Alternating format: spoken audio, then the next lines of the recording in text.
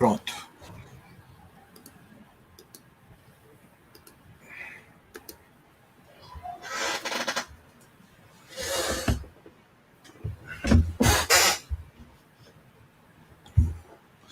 Ok. Boa tarde a todas e todos. Esse é o Encontros do Lab 404. Eu tenho o prazer e a honra de receber hoje a professora Lúcia Santaella, que vai conversar com a gente, vai expor um tema super atual, super instigante. Esse encontro do Lab 404 é uma atividade quinzenal, a gente tem desenvolvido isso desde o semestre passado, estamos no segundo semestre, recebendo assim, expoentes da cultura digital com temas que são correlatos às nossas preocupações no Lab 404. Então, recebemos pessoas assim, muito interessantes, tivemos debates muito bons, e hoje nós temos a professora Lúcia Santaella.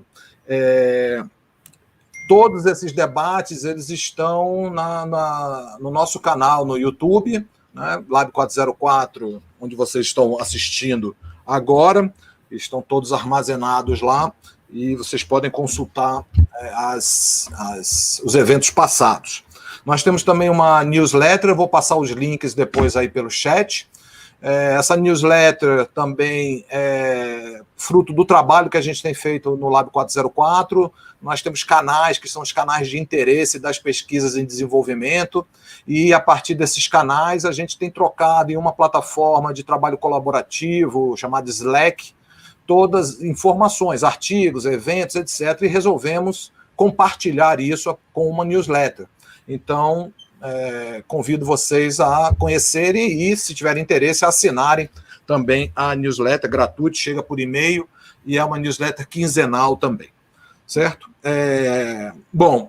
Hoje nós estamos no nosso 10º encontro, e apresentar a professora Lúcia Santaella é realmente algo, primeiro, que eu acho desnecessário, não é? Talvez uma das intelectuais mais importantes do Brasil na área de comunicação, tem um pensamento sempre muito atual e aguçado da nossa cultura digital e da realidade da pesquisa e do conhecimento no Brasil, tem uma ampla experiência e tem formado muitos pesquisadores de ponta nesses domínios. É também uma liderança institucional muito forte no nosso país e uma produção bibliográfica vastíssima. Então, assim, hoje eu estava brincando aqui com um colega, dizendo que eu não tenho nem roupa para ir para esse encontro com a professora Lúcia Santaella, porque realmente é uma grande honra e, assim, estamos assim, muito, muito honrados mesmo com a sua presença, por ter dedicado seu tempo e atenção para poder falar com a gente, que é um evento muito singelo, muito pequenininho, efetivamente não tem a pompa de um evento que mereceria a sua conferência. Mas tenho certeza que vamos ter uma escuta aqui muito interessante, temos uma galera muito interessada em te ouvir. A professora Lúcia Santaella é pesquisadora 1A do CNPq, professora titular na pós-graduação em Comunicação e Semiótica e também coordenadora da pós-graduação em Tecnologias de Inteligência e Design Digital, ambos na PUC São Paulo. É doutora em Teoria Literária pela PUC São Paulo e livre docente em Ciências da Comunicação pela USP. Fez repetidos estágios de pós-doutorado no exterior, foi professora e pesquisadora, e continua sendo, né, convidada em várias universidades europeias e latino-americanas. Já levou à defesa mais de 250 mestres e doutores, publicou 50 livros, organizou 26, além de uma vasta produção de 500 artigos no Brasil e no exterior. Já recebeu 4 vezes o prêmio Jabuti, que é o prêmio mais importante da literatura, tanto científica como de ficção, no nosso país, o prêmio Sérgio Mota, em 2005, o Jabuti em 2002, 2009, 2011, 2014. 2014, inclusive, eu tinha um livro que chegou a no final, Comunicação das Coisas, quando eu vi que tinha um livro da professora Sant'Ala, eu falei, não tenho a menor chance. E o livro do Luiz Beltrão, e o prêmio Luiz Beltrão também, em 2010. E, atualmente, ela é a responsável, a catedrática da Cátedra Oscar Sala, do Instituto de Estudos Avançados da Universidade de São Paulo. Isso é uma short bio aí, uma versão bem reduzida do vasto currículo da professora Lúcia Santaella. E o tema hoje, como eu falei logo no começo, assim, a professora Lúcia Santaella está sempre na ponta e na atualidade da discussão, o que é realmente um exemplo para todos nós. E o tema é um tema que é muito instigante e muito atual, né? O título vocês têm aí, Nossos Gêmeos Algorítmicos, mas eu vou ler um pouquinho o resumo, né, para aqueles que estão chegando agora poderem saber o que esperam, né, o que vão ouvir daqui a pouco. Então, dissolução das fronteiras entre público e privado, proteção à privacidade, datificação do eu, monitoramento do desejo. Essa e outras expressões localizam-se nas vizinhanças do tema que será tratado nessa apresentação, a saber, os nossos duplos digitais, que hoje certamente devem ser chamados de duplos algorítmicos, pois há muito pouco que ainda resta no digital que possa estar à margem do monitoramento dos algoritmos, especialmente quando se trata dos dados que lançamos às redes e que são enlaçados em invisíveis operações subterrâneas. Diante disso, há duas questões que serão aqui colocadas. Por que os gêmeos algorítmicos estão provocando tanto mal-estar no ser humano? O que eles, de fato, estão roubando de nós? Para refletir sobre isso, dois eixos serão seguidos: a resistência robusta do eu cartesiano e o mal-estar do duplo.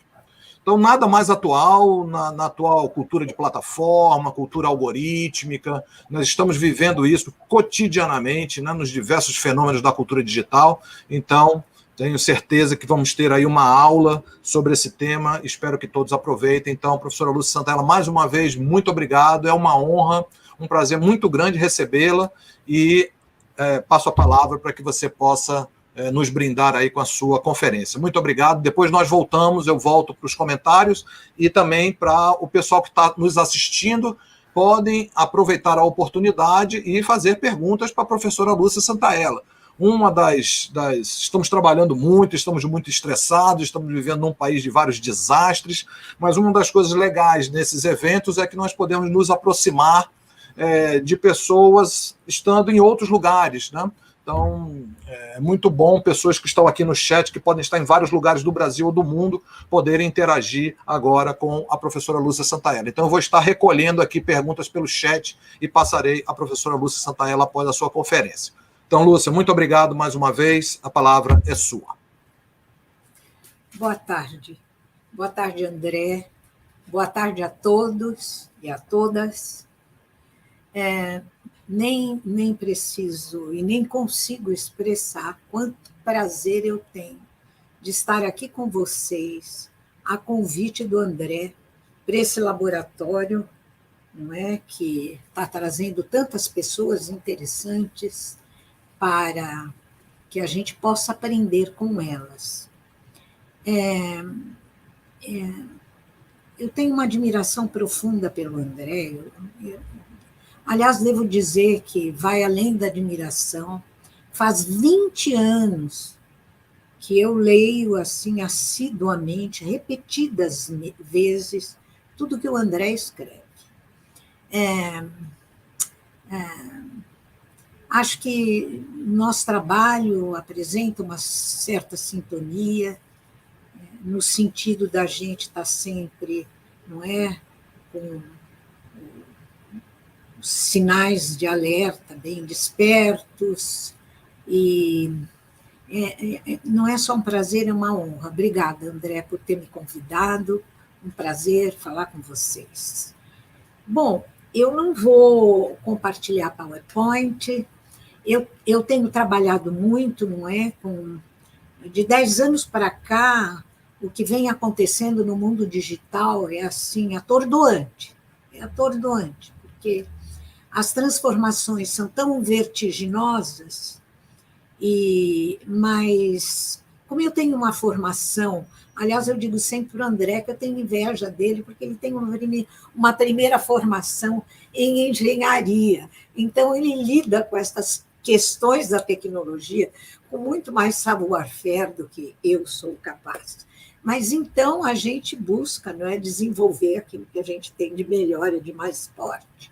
Como eu venho das humanidades, de formação desde a infância, eu tenho trabalhado nos últimos anos muito com essa questão dos algoritmos e da inteligência artificial, mas tentando pensar as consequências humanas. Então, ando muito ligada nesses centros internacionais que vêm sendo abertos e que estão sendo chamados de Human-Centered AI, a inteligência artificial centrada no humano. E isso que eu vou apresentar para vocês hoje são reflexões que também elas decorrem da minha formação em psicanálise. Então, a psicanálise nos dá um bom, não é, um chão, não é, para a gente pisar quando tenta compreender os conflitos humanos, e isso que eu estou chamando aqui de consequências humanas. Então, eu peço um pouco, é um argumento que eu vou desenvolver, e eu vou devagar para que vocês possam me seguir, mas não é ouvir, não, agora podcast está muito na moda, então uma espécie de podcast, porque eu vou simplesmente, não é, falando e desenvolvendo o meu argumento. Tá bom. Então, o André já leu aquilo que seria já minha entrada no tema, que já apresenta o que eu vou falar para vocês, uma espécie de resumo, né? Então, nas condições que hoje nós estamos vivendo, quando se tem um mínimo de informação sobre o funcionamento das big techs, nossa vida parece ter se convertido em um grande oxímoro, nossa vida dividida entre opostos inconciliáveis. Embora nós saibamos que as plataformas de busca, de compartilhamento, estão agindo em boa medida contra nós e a sociedade como um todo, não é? O André é mais especialista do que eu nisso, essas novas formas de capitalismo, infocapitalismo, neocolonialismo de dados, enfim, desde que entramos, né, nesse mundo do Big Data. Sob o disfarce de uma prestação de serviços ou de fornecimento de flashes de satisfação momentânea, chegamos a um ponto em que não conseguimos mais nos livrar do uso dessas plataformas. Não adianta recorrer às buscas explicativas de dependência, isso é simplista, nunca o ser humano foi dependente das tecnologias. As tecnologias se incorporam na nossa vida, desde a invenção da escrita até toda a evolução que a gente teve a partir do século XIX, no decorrer do século XX. Elas vão se incorporando. A questão é muito mais sutil do que essa desculpa de dependência.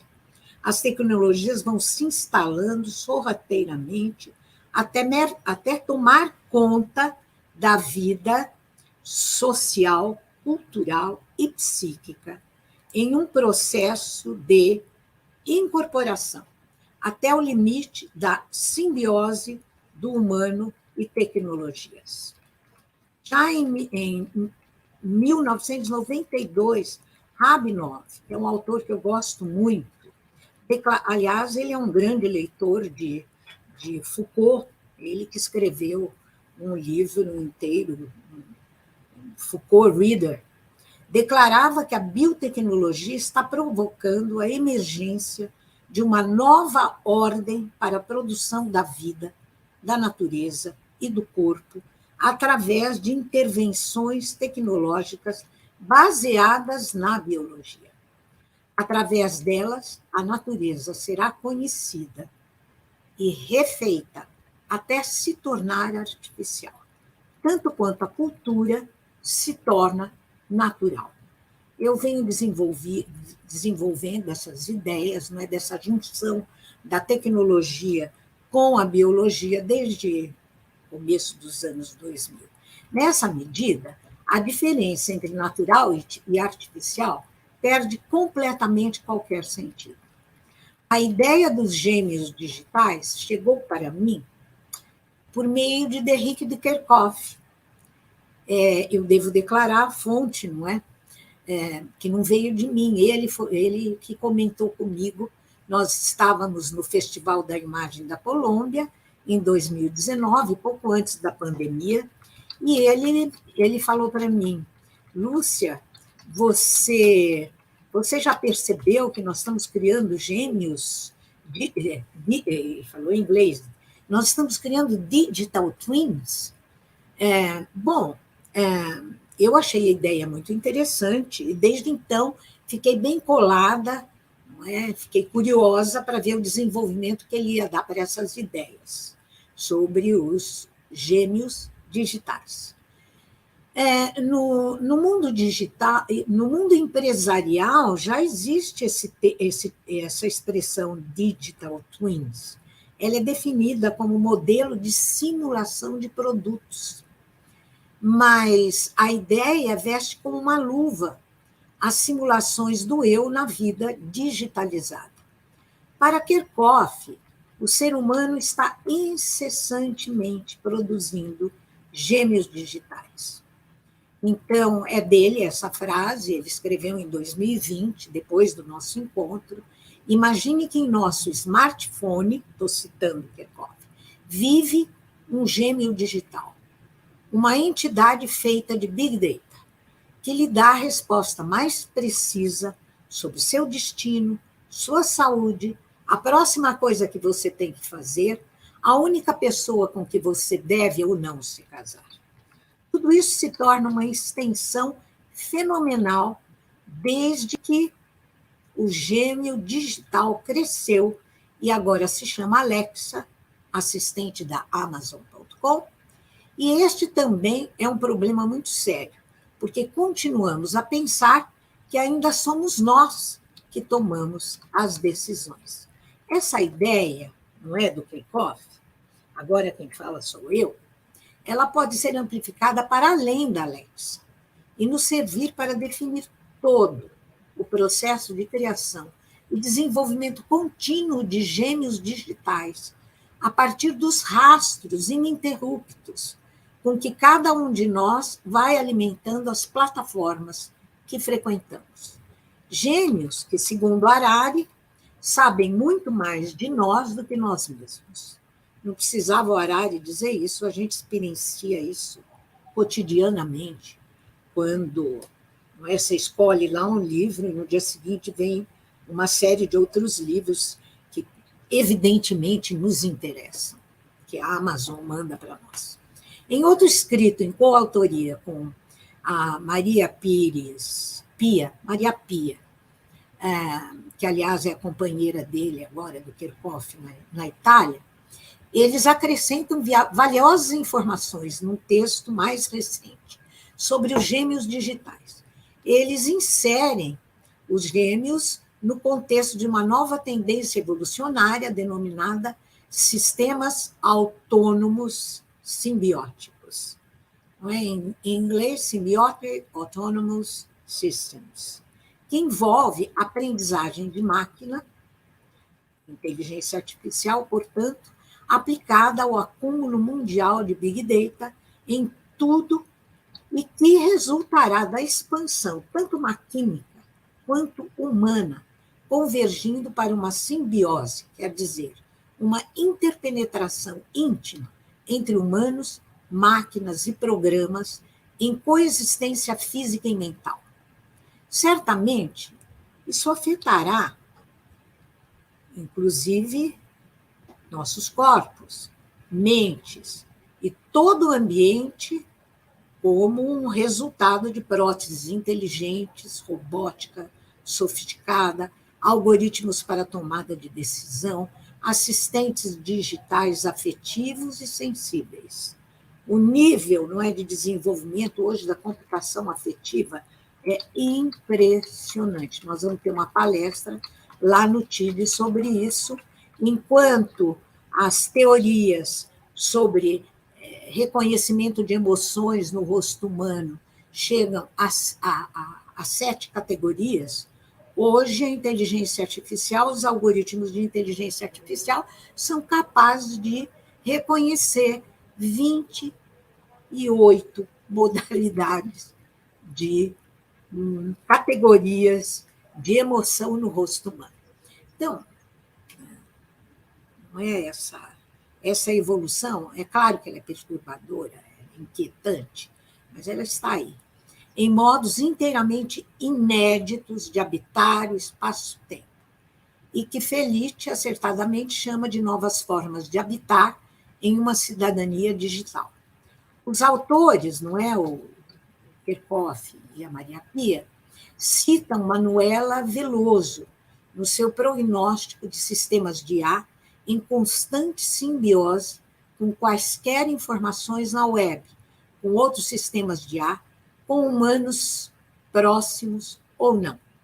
Não será problema desenvolver, daqui para o futuro, sistemas de IA independentes, assim como um sistema de IA que pode reconhecer quando não sabe, ou quando precisa de mais informações, ou quando pensa em algo com alguma probabilidade, mas não é certo. Isso é uma citação da Manuela Veloso. Não é, e agora sou eu. Não é que todos os problemas possam ser resolvidos de antemão, mas pode contar com todas essas outras fontes ao redor. É nesse contexto que se inserem os gênios digitais, cuja ideia, inclusive, já deu origem. Se vocês entrarem lá no Google, vocês vão ver um manifesto que se chama Digital Twin. É um manifesto de jovens alunos, eu não me lembro agora de qual universidade, mas já tem um manifesto.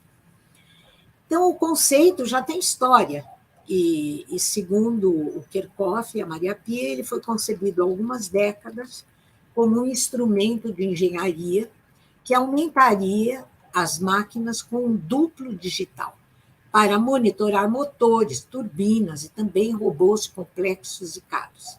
O Digital Twin de uma máquina inclui não apenas relatórios em tempo real de como ela funciona, mas também o histórico de sua manutenção, talvez as quebras ocasionais e, mais importante, a fonte e as coordenadas de todos os fornecedores de peças e registros de entrega e eficiência.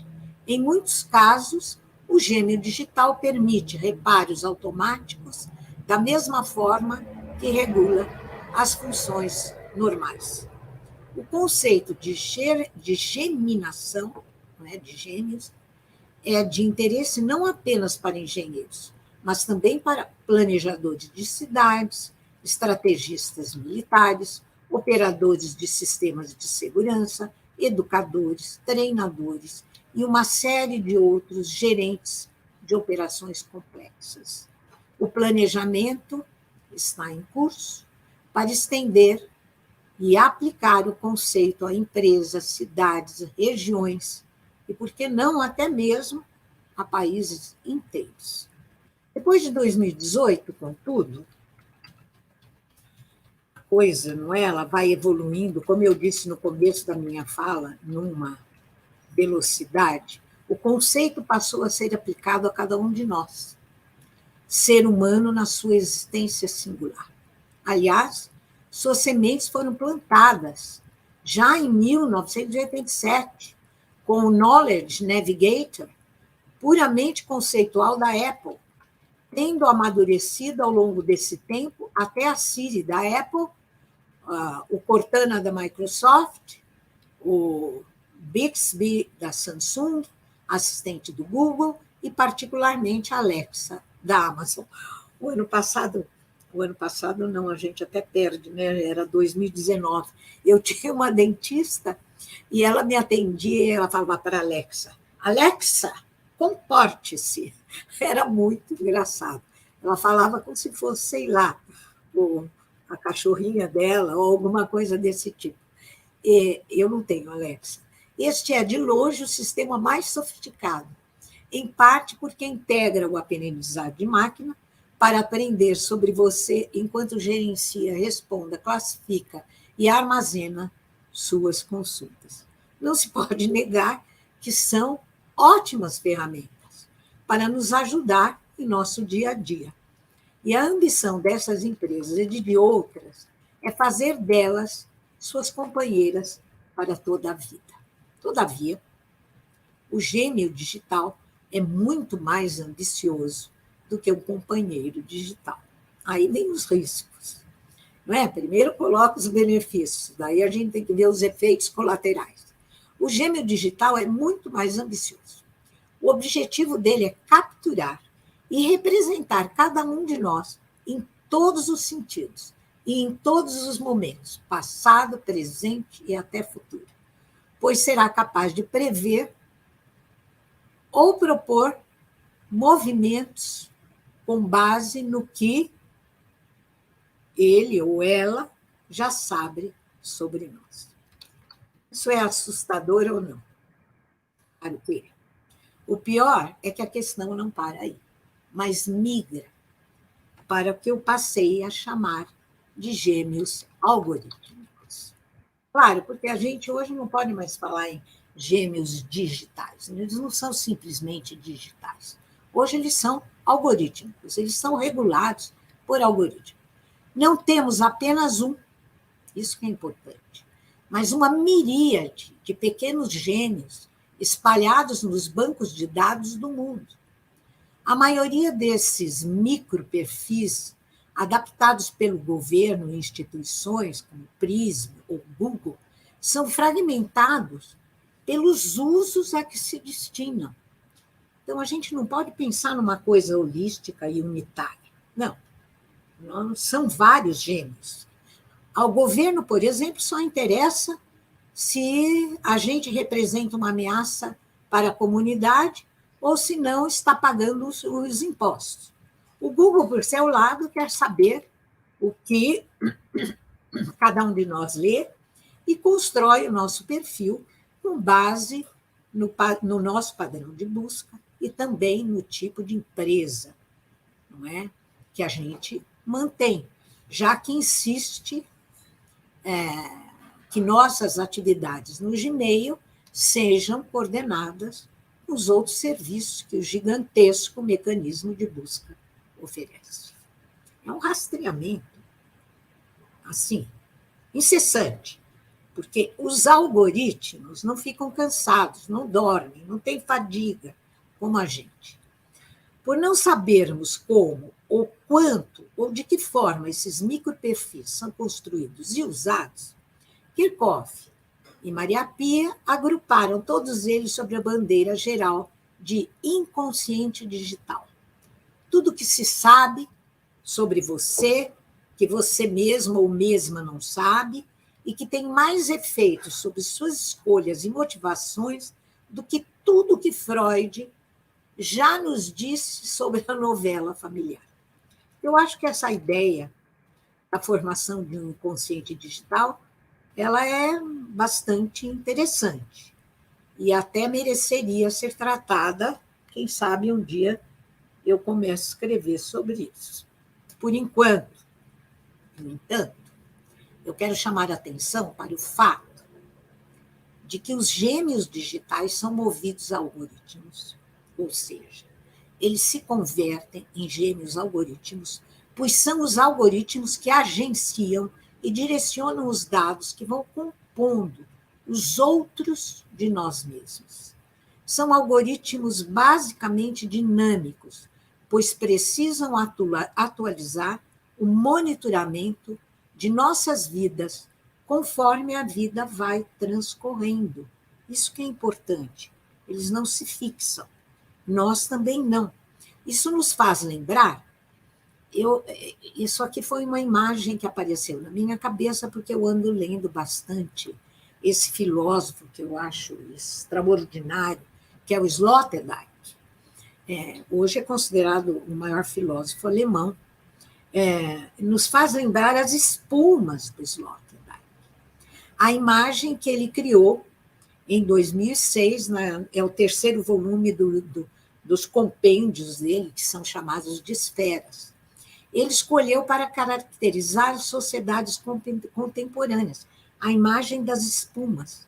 E os nossos gêmeos algoritmos funcionam, eu acho, como cachos de espumas, que se dissolvem e continuamente se refazem no ritmo do tempo, acionados por algoritmos de aprendizagem de máquina e aprendizagem profunda. Evidentemente, se a pessoa fica muito preso a uma bolha, e essa bolha não tem porosidade, não existe, não é?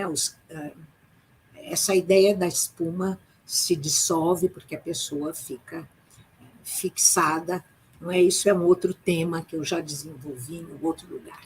Mas vamos continuar. Todavia, as espumas não trafegam apenas nas sombras. Há benefícios a serem extraídos no universo da medicina, no mundo do trabalho, da educação. Hoje, os algoritmos de inteligência artificial, como auxílio na educação, são bastante promissores. Isso sem deixar de lembrar que os gêmeos algoritmos estão se convertendo em interfaces insubstituíveis para a gente navegar e negociar em nossas relações com a internet e todo o universo digital, por meio das quais nos chegam informações atualizadas e integradas sobre tudo e qualquer coisa. Bom, para dar continuidade, não é, a essa minha fala, eu quero lembrar aqui a conclusão a que o Kerckhoff e a Maria Pia chegaram. Eles levantaram uma questão que parecia para eles urgente, ou seja, como fica a nossa tão prezada autonomia, essa palavra mágica, autonomia, quando se sabe que os gênios algorítmicos estão se tornando cada vez mais autônomos. Então, onde isso nos deixa humanos na futura cultura digital? Para eles, em última análise, cabe aos seres humanos determinar. Eu acho a pergunta não apenas ingênua, como impossível. O que eles querem dizer? Que cabe ao humano agir em prol de sua autonomia enquanto pode? Se os algoritmos estão roubando progressivamente nossa autonomia, qual seria o momento exato e de que modo nós poderíamos agir contra esse crescimento? Eu comecei com o oxímoro. Ou a gente abandona tudo isso aqui, não é? A gente mantém isso que é chamado de nossa autonomia. Por qual razão? Aí essa pergunta é uma pergunta, assim, bastante polêmica, que eu vou fazer. Por qual razão nossa autonomia em si é melhor do que aquela que podemos adquirir com o auxílio de nossos gêmeos algorítmicos? São perguntas que a conclusão do Kerckhoff e da Maria Pia, não é? A conclusão deles deixa sem respostas. E para as quais, daqui para frente, eu vou seguir nessa apresentação, eu não vou diretamente me direcionar por aí, já que buscar respostas para essas perguntas, do meu ponto de vista, pressupõe algumas questões prévias que é preciso colocar em discussão e que se condensam na seguinte pergunta: por que os gêmeos algorítmicos estão provocando tanto mal-estar no ser humano, porque nós temos tanto mal-estar com esses gêmeos que nós mesmos estamos criando. O que os gêmeos algorítmicos, não é? Estava lá no meu resumo, que o André já leu, estão de fato roubando de nós. Então, eu vou seguir aqui. Primeiro, acho que um caminho de resposta para isso, para esse mal-estar, está na resistência robusta do eu cartesiano, a ideia do eu cartesiano. Então, há mais de um século, Freud convincentemente expôs que muitíssimo distinto do eu penso, logo existo, o sujeito é um estranho em sua própria casa. A fantasia de um eu redondo, senhor de si, teimosamente persiste na nossa psicologia humana.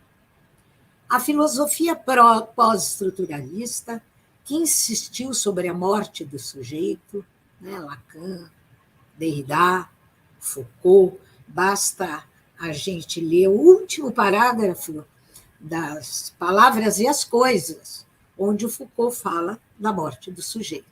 É o sujeito cartesiano. Também foi incapaz de desconstruir em cada ser humano a ilusão de um sujeito tradicionalmente tido como racional, no comando do pensamento e da ação, idêntico a si mesmo, centro de uma identidade estável e inabalável. Mais do que isso, nem mesmo as encenações lúdicas do eu e a multiplicidade identitária que nós assumimos no universo das redes, e não dá para a gente recusar que a gente assume várias identidades, inclusive quando a gente posta na rede, não é? Um dia a gente está com uma ideia na cabeça, está com tomado por um tipo de emoção, no outro dia outra. Então, não tem nada a ver com essa ideia de um eu redondo, unificado, estável. Então, mas nem isso foi capaz de romper com as fantasias das identidades fixas. Então, nas palavras de Butch, Eugênio Butch, nesse livro que ele lançou agora, A Superindústria do Imaginário, um livro bastante interessante, o sujeito se imagina uno, íntegro e transparente para si mesmo. Quando precisa falar de si, cria descrições redondas, de coerência ímpar, como se tivesse domínio sobre o que lhe vai e o que não lhe vai à cabeça. Ninguém se apresenta a ninguém como sujeito dividido. Ninguém olha no espelho e enxerga no reflexo um relés sujeito dividido. Por que isso acontece? Antes de tudo, porque a verdade fere, vindo daí a resistência teimosa do eu cartesiano. Em segundo lugar, porque a constituição do eu revelada pela psicanálise não é algo simples de se absorver. Em Freud, por exemplo, há que se considerar a primeira tópica, em que as discussões sobre a presença do outro na constituição do eu aparecem via noção de narcisismo. Assim, comparecem diversas figuras da alteridade. É porque a psicanálise, o que ela demonstra é que, e por A mais B, não é? Depois Lacan entra no estádio do espelho, mas já está em Freud. Não há constituição do eu que não seja pela alteridade, é a alteridade que ajuda a configurar a ideia do eu. Então, nós somos de saída eu e outro ao mesmo tempo. Então, assim, diversas figuras já na primeira tópica do Freud, né? Eu ideal, o ideal do eu. Quando se passa para a segunda tópica, as coisas ficam mais complicadas, porque Freud anuncia a criação do eu a partir de um processo de modificação do id. Desse modo, o id é o representante mesmo do inconsciente, e ele fala pelas pulsões no nosso corpo, pulsões sexuais, né? O eu passa a ser uma parte do id, que se modifica, no entanto, com a realidade. O eu surgiria de um princípio de alteridade. Assim, na segunda tópica, é o id que seria uma figura da alteridade por excelência, ou seja, uma espécie de outro do próprio eu, não é? E um outro do outro, bem complicado, que a partir de diferenciações produziria diferentes instâncias, como os atravessadores identitários no eu, o ideal do eu e o superior. O eu é como Narciso, ama a si mesmo, ama a imagem de si que ele vê no outro. Essa imagem que ele projeta no outro e no mundo é a fonte do amor, da paixão, do reconhecimento, mas também da agressividade e da competição. Desde Freud já é sabido que não existe de saída, de início, uma unidade compatível ao eu do indivíduo, devendo esse eu ser construído. E Lacan, ele deu às circunvoluções da constituição do eu em Freud uma visão mais sistemática e aguda na sua teoria do estádio do espelho. É no estádio do espelho que o eu se constitui, a saber, a partir da imagem especular, na qual sua identidade se dá dentro de um jogo paradoxal, idílico e, ao mesmo tempo, mortífero. É daí que vem a pulsão de morte que o próprio indivíduo lança sobre si mesmo, na oscilação entre o eu e o outro. Senhor e servo do imaginário, o eu se projeta nas imagens em que se espelha, imaginário da natureza, imaginário do corpo, da mente e das relações sociais. É assim que se inaugura a subjetividade humana. Mas vamos entrar, então, como é muito complicado, né, e isso tudo trabalha muito mais no nosso inconsciente do que no consciente, vem daí a robustez do eu cartesiano, porque ele nos traz a ilusão de um apaziguamento inexistente. Então, eu acho que é aí que a gente pode encontrar uma das razões do mal-estar que os gêmeos algoritmos nos provocam, pois nos colocam sem subterfúgios diante da alteridade que nos é constitutiva. Então, eu gosto muito desse tema do duplo, eu venho trabalhando com esse tema há muitos anos, e que eu chamo mal-estar do duplo. Na versão psicológica, a questão do duplo costuma ser tratada em estudos sobre a fragmentação da personalidade, eu dividido, consciência alienada, horrores da transmutação moral, etc. O tratamento literário da questão do duplo vem de longe. Metamorfose de Ovídio, Divina Comédia, não é, da Virgílio, ou Dom Quixote, Sancho Panza, e assim por diante. Mas eu costumo trabalhar na relação com a fotografia, e eu vou explicar. E em paralelo com os românticos alemães e com Edgar Allan Poe. Eu acho que essa questão do duplo está atada a um novo patamar da consciência de linguagem. A própria linguagem como duplo, que teve sua deflagração na invenção da fotografia.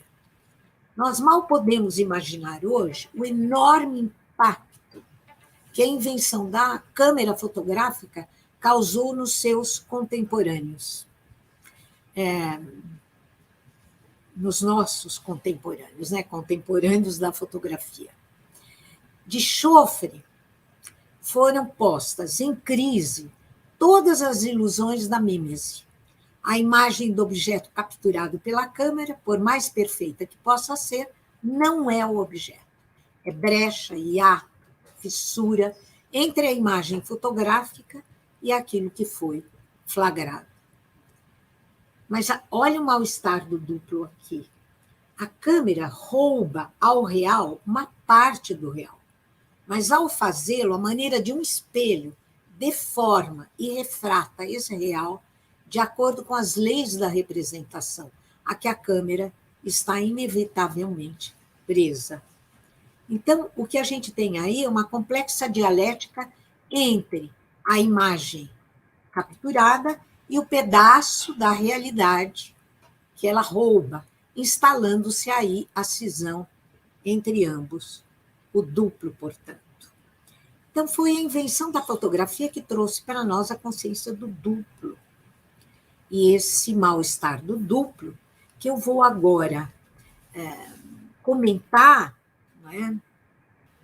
Eu estou vendo aqui que eu estou um pouco atrasada no tempo, mas, enfim, mais um pouquinho eu chego lá. Com o conto, eu vou comentar agora com o conceito de um Heimlich, do Freud, que é traduzido por inquietante, mas é o estranho familiar. E isso está no conto do Homem de Areia, não é? A personagem Natanael, que, resumindo bem brevemente a história, ele ouvia, quando ele era criança, da babá, não é? Um homem que jogava areia nos olhos das crianças que não conseguiam dormir. E, a seguir, ele os arrancava para dá-los de comida a seus filhos. Enquanto isso, o pai de Natanael e um amigo chamado Copélios costumavam passar as noites a fazer alquimias secretas. Para Natanael, não é? Especialmente a criança, devido à situação da morte do seu pai mais tarde,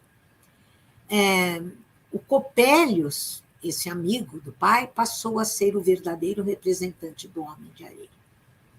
Anos depois, Natanael acredita ter encontrado Copélios na figura de um vendedor de óculos, Coppola, do qual compra um telescópio, através do qual admira e se apaixona por Olímpia, que é um autômato construído por seu professor. Aí a questão do autômata é que está muito relacionado com a questão do duplo como estranho. É vida ou não é vida? Parece vivo, mas não é vivo. A mistura entre a fantasia e a realidade levaram, então, ele, quando adulto, a se suicidar.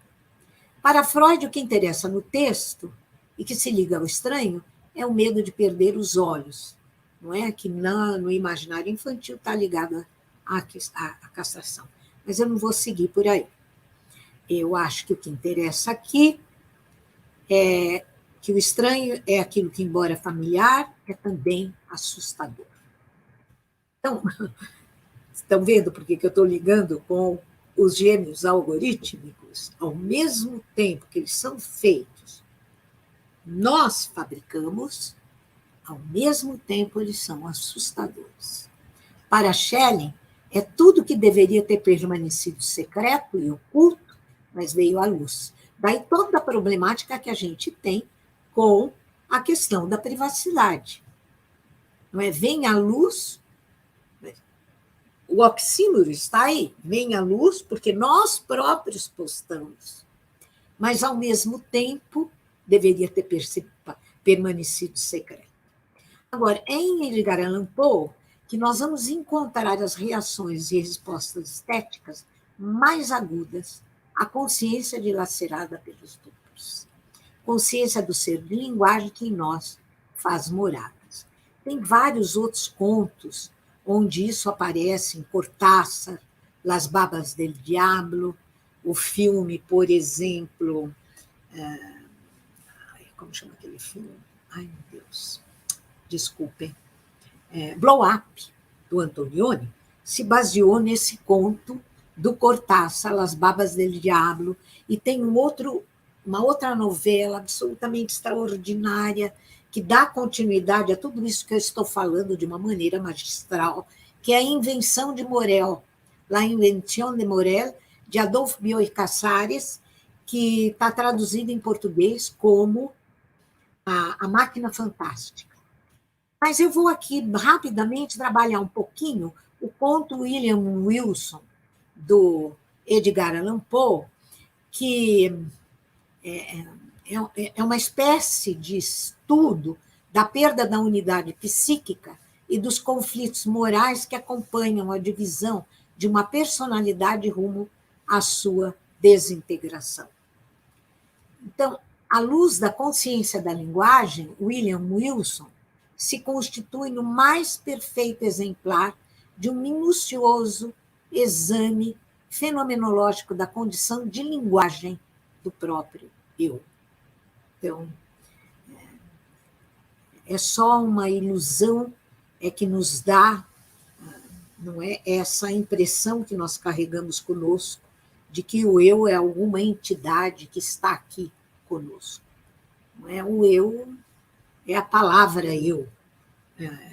E nós nunca ficamos tão longe da nossa própria, não é, daquilo que a gente sabe, que nós sabe de maneira muito vaga que somos nós, do que quando a gente enuncia frases com o eu. É como se nós nos perdêssemos nas frases com as quais nós nos referimos a nós mesmos. Então, longe de evidenciar a situação anômala de um eu dividido, William Wilson põe-nos, ao contrário, cara a cara com a condição universal e inalienável do eu como duplo. Portanto, isso vai aparecer também lá no Stevenson, né? Não, Stevenson, numa frase linda. Não, eu queria mencionar aquele livro do... Bom, enfim, também não estou lembrando agora do livro, mas a frase do Stevenson, poeta, ele diz assim: do seu olho eu sou a olhadela. Então, esse jogo de espelhos, inclusive no inglês, aparece muito bem isso. Of thine eye I'm the eye. Então, não é senão a exploração dos complexos meandros sempre especulares da consciência da identidade como diferença que o conto William Wilson parece realizar. O outro, William Wilson, não é, porque ele tem uma espécie de gêmeo que o persegue e é outra pessoa, mas ao mesmo tempo é ele mesmo. É uma espécie de eco ou sombra de William Wilson, ele mesmo. O espectro ou perversidade da consciência. E é engraçado, não é, que, analisando esse conto, o William Wilson, esse que persegue a personagem, ele só fala através de sussurros. Bom, então vamos lá para as conclusões que eu tiro disto. Os gêmeos algoritmos e o mal-estar. Nessa apresentação, eu quis ir na direção dos conflitos psíquicos do que das mazelas sociais, né? Porque as pessoas têm trabalhado muito mais com as mazelas sociais, especialmente dessas novas formas que eu chamo de novas acrobacias do capitalismo. Eu quis ir para o lado mais psíquico, porque nunca, tanto quanto agora, as condições em que estamos imersos provocaram tanto mal-estar. Eu acho, né, a minha hipótese é que, neste caso específico, a dos gêmeos algorítmicos, o conflito provém do mal-estar do duplo, que não tiveram origem só nas redes. É que as redes agora intensificaram esse mal-estar.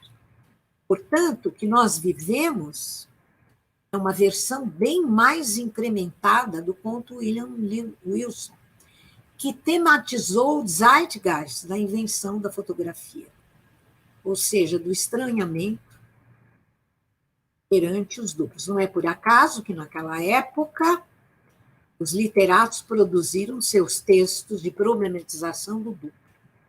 Desde a invenção da fotografia, o ser humano não tem feito outra coisa senão produzir duplos de si mesmo, algo que atingiu uma exponenciação com as câmeras digitais, que levou a Fundação Oxford a escolher selfie como a palavra do ano de 2003.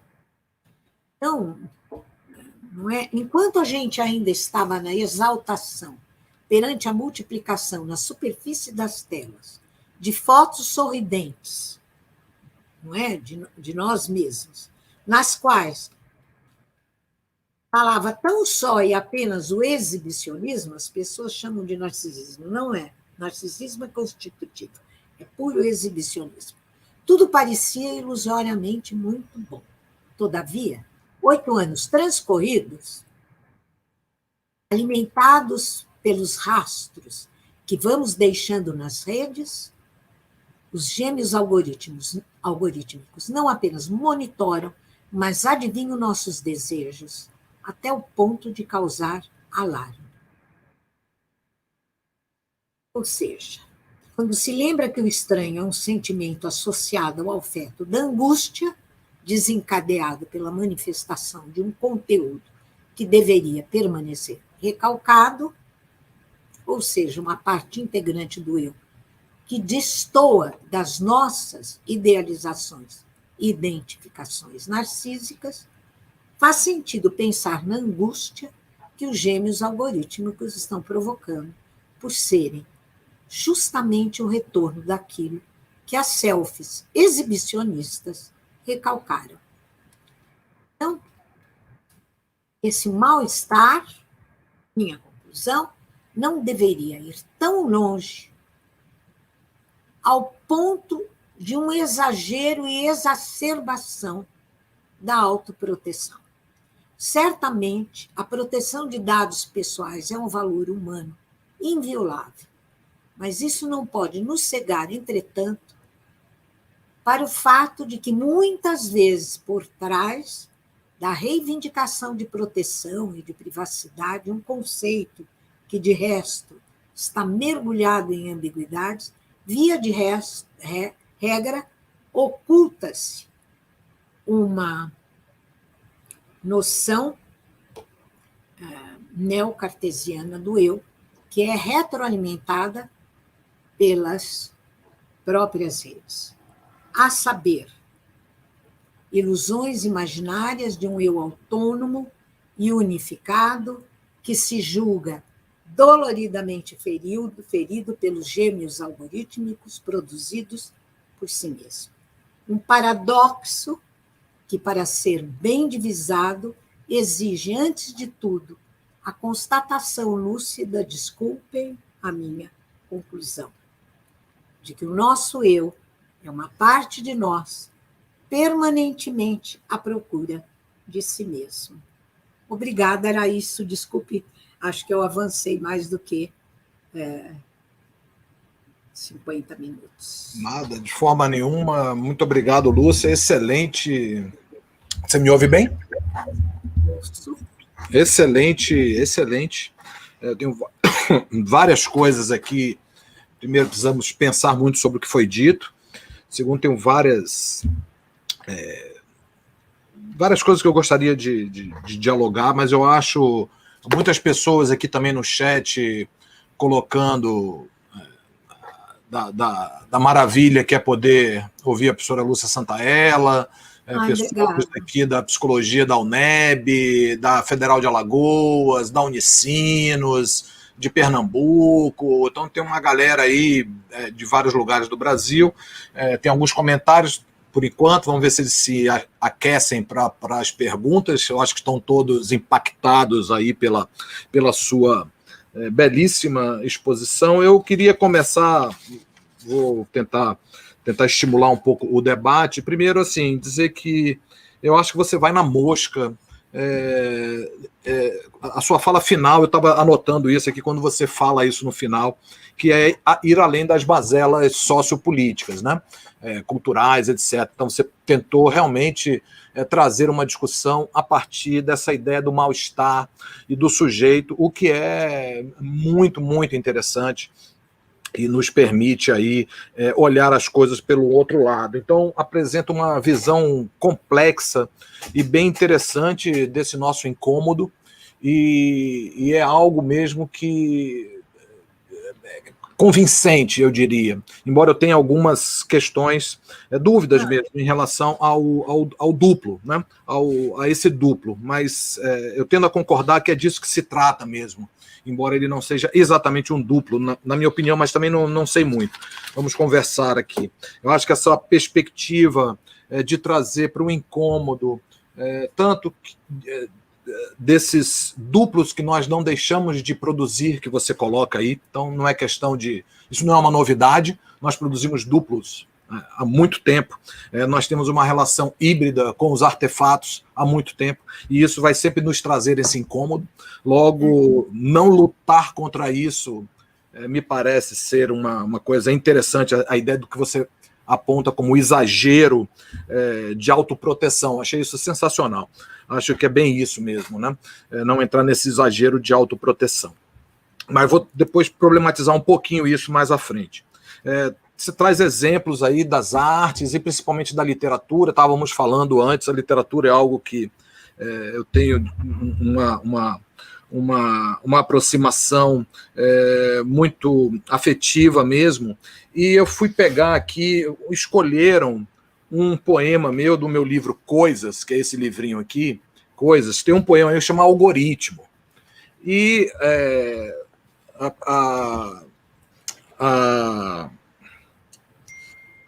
pesquisadoras que produziram, Amanda Jurno, da Federal de Minas Gerais, leu esse poema e sugeriu que colocasse nesse livro que chama Affecting Technology, Machine Intelligences, que é um belíssimo livro com muitas imagens, estou meio errado aqui na câmera, muitas imagens, um belíssimo livro, e esse meu poema abre o livro. Eles fizeram...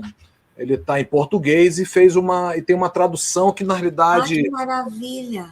Eles fizeram a tradução, mas eu tive que fazer porque precisava ter algumas métricas, algumas coisas que eles não conseguiram fazer. Bom, aí eu fui olhar isso aqui e vejo como a poesia, as artes, na realidade, elas vão além da gente mesmo, né, Lúcia? Então, eu estava lendo aqui, depois eu acho que eu falo alguma coisa desse duplo naquele poema. Então, eu fui buscar aqui, e eu vou pedir licença, eu vou ler, são 4 estrofes, só bem pequenininho. Por favor, leia o poema. É muito pequenininho. Ele diz assim, e que tem essa discussão do outro. Falei, eu acho que eu escrevi isso, mas eu não tinha essa dimensão e nem estava pensando sobre isso quando eu escrevi. Claro. Isso é coisa do poeta. Não diretamente. André, o poeta sabe, sem saber que sabe. Pois é. Então, algo dito ritmo, que é uma brincadeira aí com algoritmo, né? Algo dita o ritmo, linguagem que é, rito prescrito e construído. Algo escapa ao dito rito, quando inscrito, provocado e agido. Essa é a estrofe. Algo é o outro descrito, no script constrito, programado e banido. Algo se perde no visco, premonição inaudível dos acidentes benditos. Algo interpela o ritmo nas bordas e nos atritos, algozes dos algoritmos. Bom, no finalzinho aqui, a minha ideia era dizer assim, sempre eles vão falhar. Em algum momento, os atritos, as bordas, os acidentes, que são benditos, como eu chamo aqui, vai fazer com que eles sempre falhem. Eles não vão nunca conseguir gerar o nosso duplo perfeito, porque eles vão sempre errar. O erro, o desvio, a falha, o glitch, ele vai sempre aparecer. Então, queria te ouvir sobre isso, mas eu vou rapidamente fazer uma uma junção dessas coisas. Primeiro, o outro está aqui, né? Embora eu não tenha feito essa reflexão e não tenha pensado sobre isso. Mas eu acho que você vai, assim, com o conhecimento que você tem da psicanálise, vai num ponto muito interessante.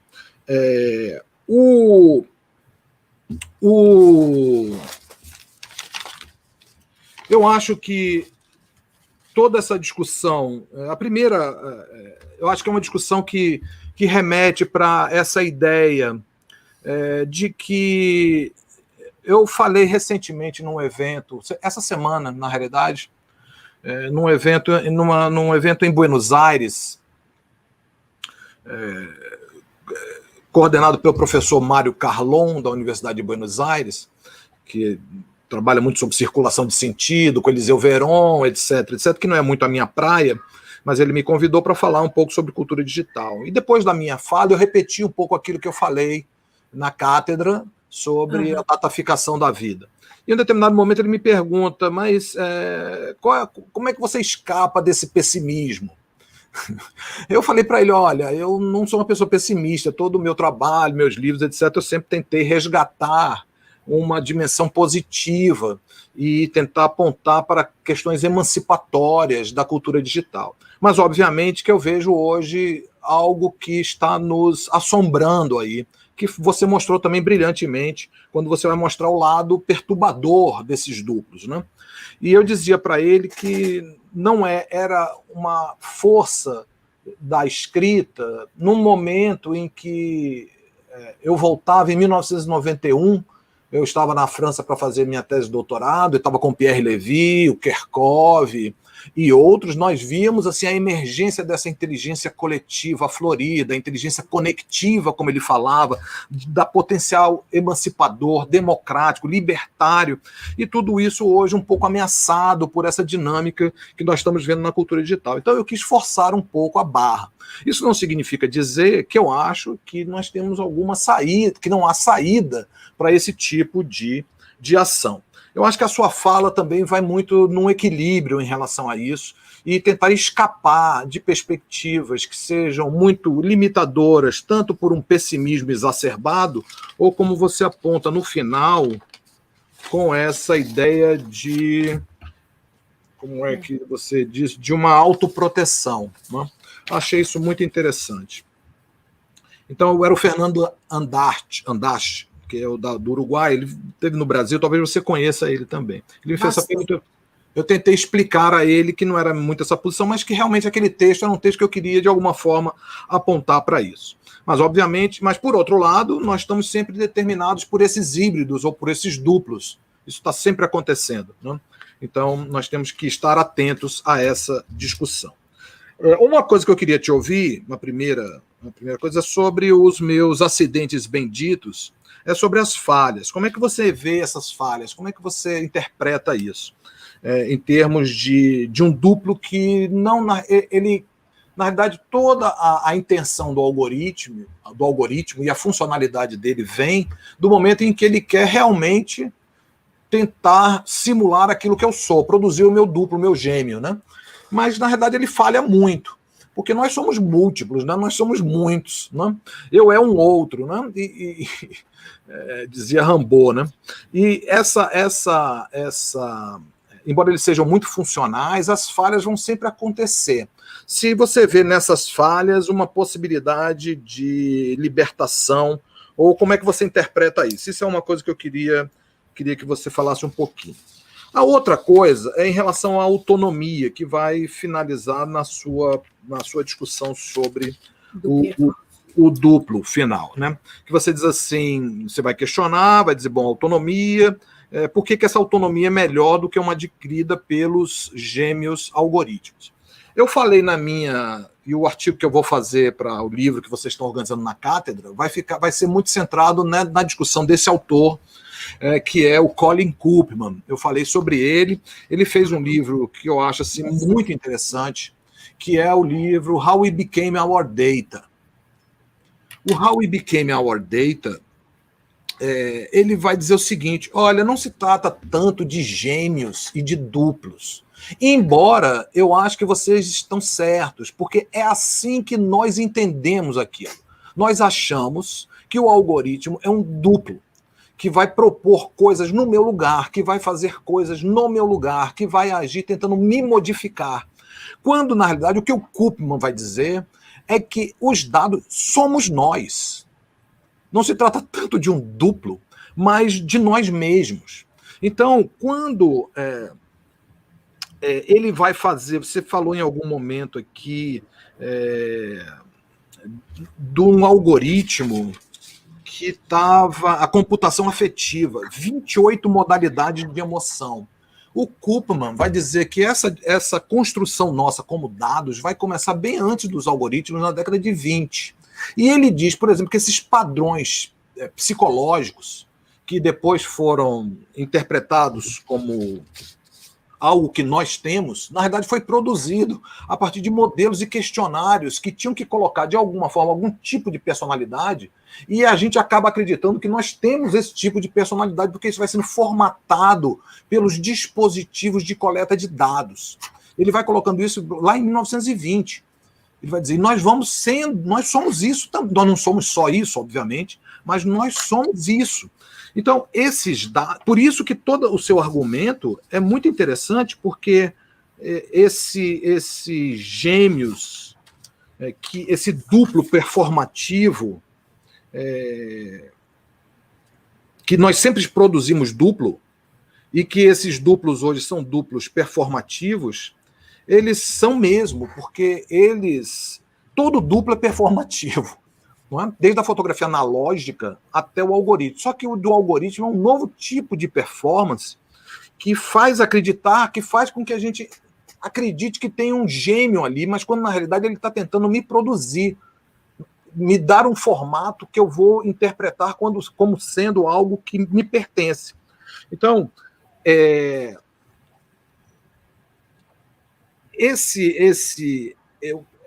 eu acho que nós acreditamos que ele é um duplo, mas quando na realidade não há duplo nenhum, o algoritmo está tentando sempre nos produzir a partir daquilo que ele vai nos indicar e que nós vamos acreditando naquilo. Então está correto, eu acho, essa discussão, mas eu queria trazer para a discussão da autonomia. Porque, certo, uma autonomia que é uma autonomia dos gêmeos algoritmos, ou traduzindo para o Koopman, ele chama isso de infopower. Do infopower, ele chama isso de infopower. Se a gente dá autonomia para o infopower, eu não estou exercendo autonomia, porque eu deleguei para outra coisa. Então já não é autonomia. Obviamente, claro, você explicou muito bem que essa autonomia de um sujeito autocentrado, etc., isso é uma falácia também. Mas, se isso sempre é uma falácia, a gente tem que tentar fazer alguma coisa. Porque está dado que nunca vamos conseguir ser sujeitos da ação. Então, isso é uma coisa. O exagero da autoproteção não adianta, porque nós vamos estar sempre nesse jogo com o duplo. Certo, isso está claro. Nós não vamos nunca poder dominar totalmente o processo. Mas o que nós devemos fazer? Isso me lembra de um evento lá no TID, que eu assisti, que teve um professor, que você vai lembrar o nome dele, eu não vou lembrar agora, eu acho que de Brasília, que falava sobre algoritmo.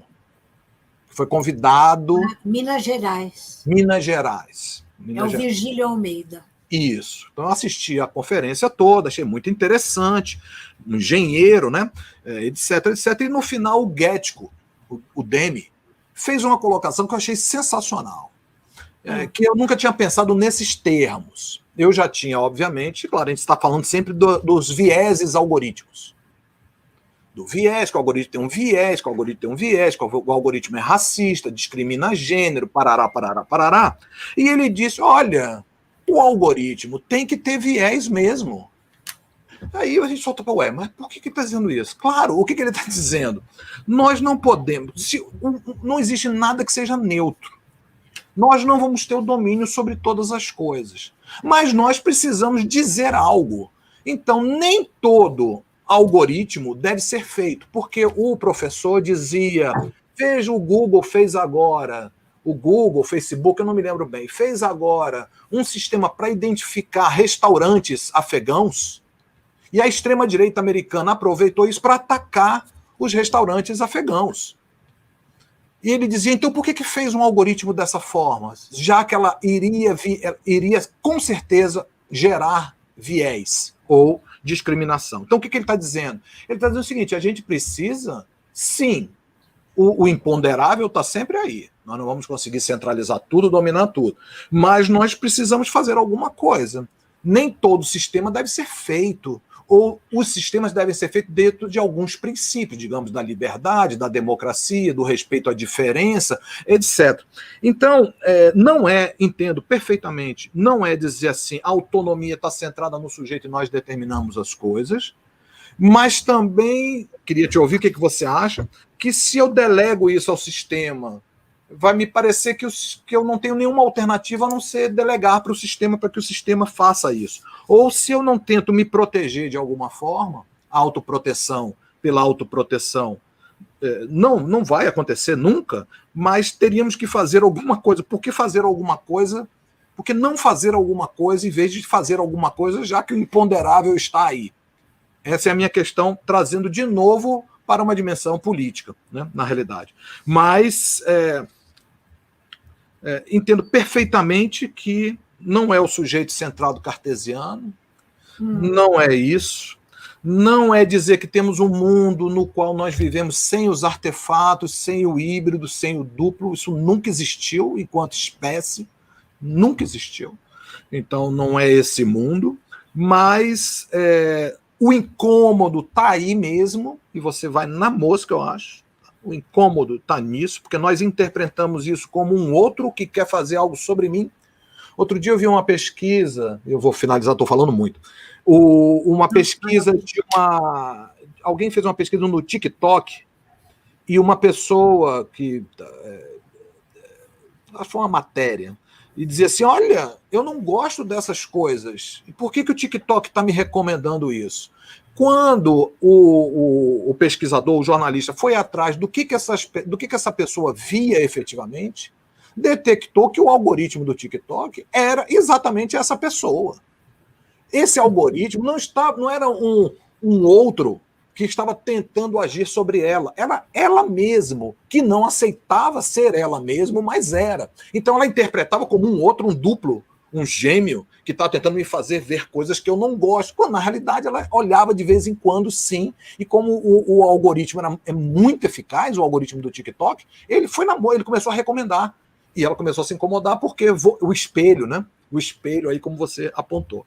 Então, assim, são algumas reflexões que eu preciso pensar muito sobre isso. Eu acho que você toca num ponto que nós não temos olhado muito. Você finalizou com isso. Sensacional, que é justamente desse incômodo, desse mal-estado duplo. E eu acho que é isso mesmo, de forma pragmática, que explica essa nossa reação. E talvez colocar tudo sob um prisma de vigilância, tudo sob um prisma de invasão da privacidade, não é? Quando a primeira vez que eu fiz a discussão desse texto do Kuppmann, eu começava dizendo, não existe essa coisa de vida privada.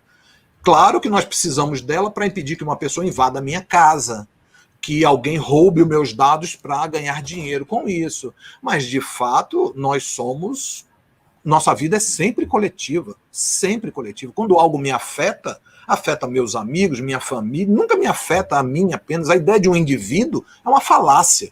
É uma falácia. Não estamos dizendo que nós não precisamos proteger os dados pessoais, mas precisamos de entender que isso não é uma dimensão ontológica, é uma dimensão prática, pragmática, e não interpretar isso como algo que a minha vida é privada, a liberdade é minha, etc., o que está levando, inclusive, a muitos problemas nesse país. Então, é isso, Lúcia, eu achei sensacional a sua fala, sensacional, de verdade mesmo, não é me fez pensar muitas coisas e fazer essas correlações que eu não sei se fazem sentido também, porque eu não sabia que você ia intuía, quando tem mal-estar no finalzinho ali, eu digo, pô, ela vai para algo da psicanálise, mas eu não tinha a menor ideia, nós não conversamos antes sobre isso, então eu estou pensando aqui no calor daquilo que você me provocou. Então, muito obrigado, comente, fale o que você achar interessante, eu vou passar também, vou dar uma olhada aqui no que as pessoas estão comentando. Muito obrigado pela sua fala, acho que foi muito, muito interessante. André, Nossa, você quase que está me levando a escrever um outro artigo. Eu vou abrir para ter mais luz, que está ficando escuro, um minutinho, eu já só abri aqui.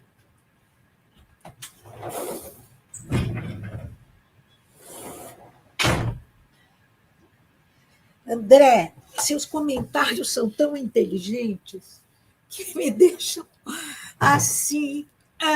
Eu tenho que pensar para responder tudo que você colocou. Olha, da falha. Óbvio que os algoritmos vão falhar. Porque o ser humano é o animal que mais erra na biosfera. Então, agora você me fez pensar uma coisa, com essa coisa da falha do algoritmo. Eu acho que quanto mais a pessoa está cristalizada, não é? E imersa e mergulhada naquilo que a gente agora chama de desinformação, menos o algoritmo vai errar. Quanto mais essa pessoa estiver em estado de mutação, não é? Bom, a nossa vida serve de exemplo para isso. Serve de exemplo para isso. Fica difícil o algoritmo conseguir acompanhar quando não é, a pessoa está em movimento. Até um ponto, não é, André, que a gente chega a se surpreender a si mesmo, não é? Então, acho que ele falha menos. É uma coisa que eu gostaria de continuar pensando. Acho bastante interessante o que você colocou. Pode falar. Não, isso é uma coisa que eu quero trabalhar no próximo ano, e vamos estar juntos nisso. Eu estava pensando, o Simondon, ele tem a ideia da concretização dos objetos técnicos, né? Que assim, quanto mais concreto ele é, mais ele se parece com os objetos da natureza, porque ele já não depende mais dos outros. Né? Ele vai se transformando, quase com um modo de existência, quase que criando um gênero. Eu acho que quando uma caneta não diria, mas um pedaço, um graveto que eu uso para riscar quebra, essa falha ela é muito evidente, ela é muito clara, ela é muito simples. Quando essa caneta aqui, que já é um objeto um pouco mais concreto, quebra, já é um pouco mais complexo, porque a rede já é mais complexa. Aí eu fiquei pensando, quando é um algoritmo que faz outros objetos agirem de forma automática, sem uma intervenção humana direta, ele ainda é mais concreto ainda, fazendo com que a sua falha seja ainda mais difícil, mais complicada. Quando pessoas, como você está colocando aí, se a gente não insiste na serendipidade, ele vai acertar mais, né? Ele vai ser mais. A possibilidade do erro é menor, é como se a pessoa mais fechada nela mesma, né? Mais concreta, digamos assim, ela vai ter as falhas vão ser menores, porque o algoritmo ele vai achar na mosca. Quanto mais diversidade a gente exerce, mais difícil vai ser para ele sem dúvida produzir. É isso. André, você me deu uma ideia agora impressionante, porque eu estou trabalhando bastante com a questão das fake news, estou escrevendo agora um livrinho, da onde vem o poder da mentira. Então, estou trabalhando muito com com essa questão, e a relação com os algoritmos eu não tinha pensado. Eu creio que vai por aí, isso que você falou, também está muito ligado a Heidegger, né? É só a hora que a coisa para de funcionar que você sabe que ela existe. E aí o algoritmo é de uma enorme complexidade. Não é? A ação do algoritmo, você mostrou aí bem os graus. Acho espetacular isso que você colocou da falha. Depois que você deu a palestra, você, você nem imagina os hábitos que eu tenho. Eu ouvi tua palestra. Eu dou risada, porque é engraçado. Eu ouvi tua palestra, e a hora que você citava um autor que eu ainda não conhecia, eu voltava, parava, tomava nota, ia para o Google. Então, eu ainda não li o livro do. Porque é um texto bem recente, é de Eu sei, 2021. não, mas eu já encomendei. Mas eu li uns artigos dele. André, ele tem razão. E aí, isso isso que eu apresentei para vocês é um trabalho inédito, bem recente, e ele vai aparecer num livro que eu organizei agora, recente, deve sair ainda antes do fim do ano. Mas ele tem que ser, eu tenho que chamar atenção para uma coisa. O gêmeo não é um outro fora de nós. O duplo é um outro dentro de nós. Então, não há separação. Não há separação. E isso é a regra, é assim, a via régia da psicanálise. A constituição do eu, e é lindo, tem 6 páginas só o texto do Lacan, mas ele é maravilhoso. Não é? O bebê, o corpo dele é desencontrado. Você teve filho, você sabe como eles batiam, perna, cabeça, sem. A hora que. Pode ser o olhar da mãe, não precisa ser um espelho verdadeiro. O corpo é como se fosse uma coisa alquímica. Ele adquire uma certa consistência, mas aquela imagem que tem uma certa constituição, ela é do outro. Então, é na própria constituição do eu que tem essa inseparabilidade. Isso deveria ter ficado mais claro na minha apresentação. O gêmeo, e aliás, eu não sei se a palavra gêmeo é muito boa, porque ela pode criar essa ideia de um outro fora de nós. Mas e é isso que os algoritmos estão fazendo. E o Kuhlman tem razão. Não é uma alteridade externa, é uma alteridade interna. Somos nós. E, por isso, somos divididos.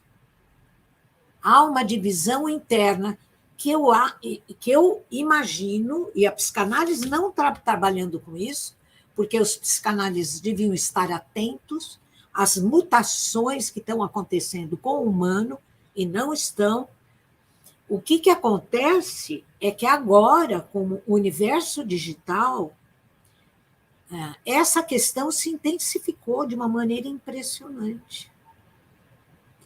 Essa alteridade que ela existe no próprio eu.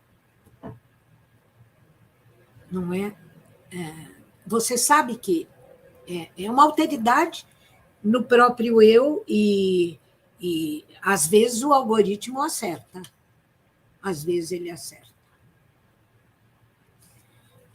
Tem ocasiões, inclusive, eu não sei que tipo, não é, de redes neurais que estão entrando lá, porque ninguém sabe, né? É a caixa preta do deep learning. Ninguém sabe o que as redes neurais estão lá fazendo. Mas, de vez em quando, André, vem alguma coisa que me surpreende, no sentido de que, olha, se eu continuasse minha indagação, eu ia chegar aí. Então, tem um processo também adivinhatório enfim, é de uma extrema complexidade, mas o Koopman tem razão. Maravilha. Isso precisa ficar bem claro, Uhum. que não é essa...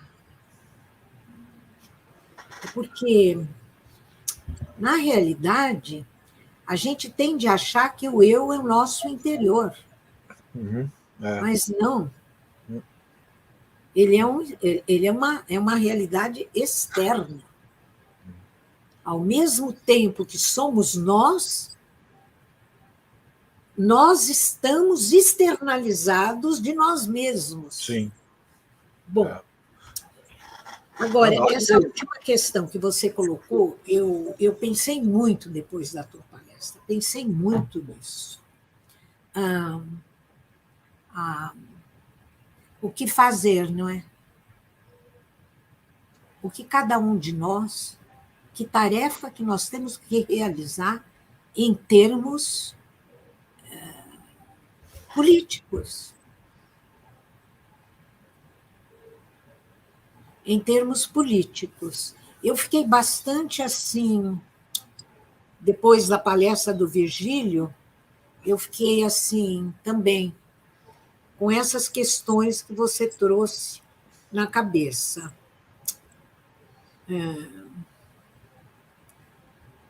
E eu gostaria mais de te ouvir do que eu falar. Não, tá certo. E eu acho que a sua proposição foi muito clara, né, da realidade, né? E eu acho que isso é interessante, né? Sair de uma perspectiva de autoproteção ou de achar que tem um fantasma na máquina, a gente tem que se proteger dele. Eu acho que isso é sensacional. Acho que é isso mesmo. Essa questão é uma dado que é assim, o que fazemos, né? Então, acho que temos que tomar... Não, mas como que você vê, André, essa questão política que vá além, não é, da gente pôr o dedo na ferida da crítica? Não, eu acho que não é... Que ação a gente pode ter? Não, então, eu acho que... Nós escrevemos, não é? É uma maneira da gente apontar caminhos quando a gente escreve e quando não participa de um debate como esse. Mas... Não, acho que são pequenas ações, assim. Eu muito nisso depois da tua palestra. Acho que são as ações mais imanentes mesmo, que a gente tem que tomar a partir de determinadas coisas. Por exemplo, tem que ter uma lei de proteção dos dados pessoais. Tem. Você não pode achar que o dado é pessoal. Porque para os algoritmos, o dado pessoal não interessa, só interessa o dado agregado, só interessa dados coletivos. Mas eu preciso me proteger. Então nós temos que ter uma lei de proteção de dados pessoais. Isso não significa demonizar e achar que temos que terminar com a função e com a ação dos algoritmos na sociedade. Muito do que nós temos hoje de vacina em relação à Covid-19 vem por causa de um tratamento de dados altamente sofisticado, etc. Então não se trata de jogar uma coisa contra a outra, mas se trata de, em alguns momentos, a gente ter algumas ações. Por exemplo, precisamos regular ou não regular a ação das redes sociais, né? Hoje mesmo aconteceu uma coisa que as pessoas estão estranhando. O presidente estava numa live e falou do uso de um remédio que não tem a menor eficácia, e a live caiu ao mesmo tempo no Twitter e no Facebook. E qual é o argumento? Estão dizendo que essa é uma coisa falsa para legitimar que as redes sociais estariam fazendo censura ao presidente porque ele falou de tal coisa. Então, como é que a gente faz em relação a isso? Então, é por isso que eu não queria nem muito insistir nessa discussão aqui, porque eu acho que a sua conferência foi tão complexa que essas são questões menores, eu acho. São questões isso que você falou da regulamentação é uma coisa que... Porque a esfera pública... A inteligência global está sendo posta nisso. Pois é, a esfera pública hoje se dá a partir dessas redes sociais. Acabou de sair, não é ontem, ou antes de ontem, uma regulamentação lá do... Pois é. Na Europa, né? Na União Europeia. Isso. Então, como é que a gente vai fazer em relação... Então, essas são pequenas coisas que eu acho que são importantes ter uma ação, mas a gente precisa de uma compreensão mais... complicada, como diria o Latour, né? Mais imbricada uma na outra, que eu acho que a sua fala traz assim uma contribuição muito grande, porque tudo virou. Eu estava conversando com o Sérgio Amadeu, que é um intelectual, um pensador, e que tem uma ação política muito forte, e a gente dizia assim, mas peraí, mas tudo é vigilância? Será que tudo isso é vigilância?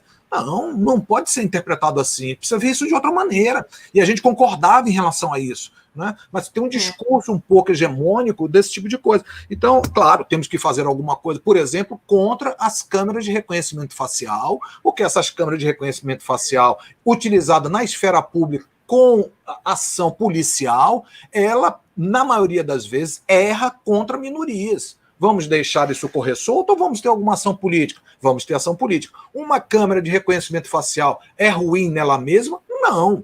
Vai depender de que tipo de uso a gente vai fazer e como essas ações vão ser empreendidas. Então, eu acho que o que você traz, puxando pelas artes e pela psicanálise e tudo, é sensacional para trazer um equilíbrio em relação a esses macro temas, porque a questão está sendo tão forte que, às vezes, isso engole toda a discussão. E a gente tem uma perda aí. Quando eu comecei falando foi num evento em Brasília que eu, pela primeira vez, escrevi o texto com o Kuperman. Eu começava dizendo isso. Eu vou falar aqui sobre proteção de dados pessoais. Estava numa mesa, só tinha advogados especialistas em privacidade. Eu digo, eu vou falar do quê? Eu não sou advogado, eu não sei nada sobre isso. Então eu vou tratar da minha visão. E eu começava a dizer, não tem vida privada, não existe vida privada. Essa ideia de um indivíduo fechado nele mesmo foi uma construção totalmente ilusória sobre a nossa existência e a existência dos coletivos. Não existe isso. Agora, a gente precisa dessa noção para se proteger. Então eu começava, em termos ontológicos, isso não faz o menor sentido, na minha opinião. Na minha opinião, a gente é fruto das bactérias que estão no nosso organismo, é ela que nos faz pensar o cérebro, estamos conectados com os outros animais, os outros objetos, e é isso que vai constituir a nossa vida. A ideia de um indivíduo que eu tenho que proteger com RG e um CPF, isso não, ontologicamente, isso não tem nenhuma... Não se caracteriza a realidade, mas... tem algo pragmático que é importante. Se eu não tiver um CPF, eu não vou ter a ajuda financeira do governo para enfrentar a pandemia. Eu não existo como pessoa. Se esse governo não fizer o censo, o Brasil não existe como país. O Brasil é o dado Brasil. Porque senão como é que eu vou fazer política se eu não tenho os dados sobre o Brasil? Então, o Brasil é só os dados? Obviamente que não. Mas tem uma dimensão pragmática que é importante nesses dados. Então, eu acho que esse tipo de ação, a gente deve... Eu acho que você foi perfeitamente na coisa. Eu tentei fazer isso também nessas intervenções, que é dizer, olha, peraí, a gente precisa agir, mas tem algo aqui que a gente precisa... Quando eu respondi ao Andache, ao Fernando... Ele dizia, não, mas não há nenhum determinismo tecnológico. Olha, eu acho que nós somos híbridos.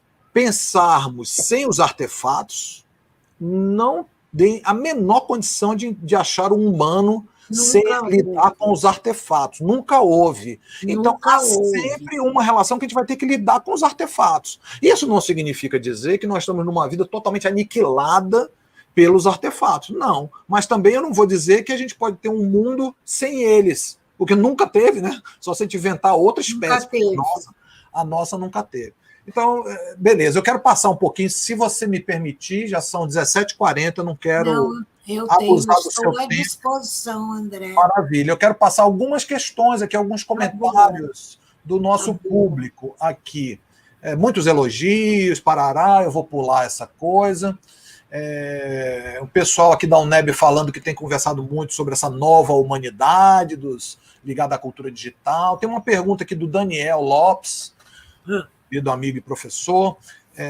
Eu vou colocar aqui na tela também. Dentre as coisas assustadoras, a alteridade não estaria ameaçada pelos gêmeos algoritmos que têm produzido bolhas semânticas? A comunicação digital não precisa discutir o seu ethos?